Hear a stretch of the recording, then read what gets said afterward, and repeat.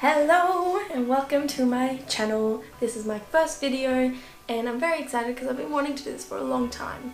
So this video is about pretty much just explaining what I am, what I do, and like all those questions. So background story about my life. So I am half Australian, half Ecuadorian. My mum is Ecuadorian, my dad is Australian. I speak both Spanish and English. Why did I say it? That doesn't make sense. Okay, Espanol and English. Yes, that's a little bit about my life. I've lived in many parts of the world because of my dad's job, which has been pretty cool.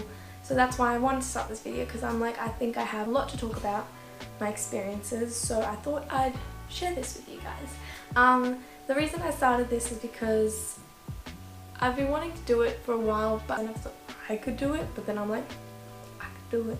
So I have started 6 months ago. I was on exchange for uni and it got me thinking about filming my time while overseas, and I didn't pursue it while I was on exchange, but good news, I'm on another exchange and I'm leaving very soon to do that other exchange, and I will be filming my whole trip over there, so that's going to be very interesting. And yes, I hope you guys enjoy my channel and what I have to offer.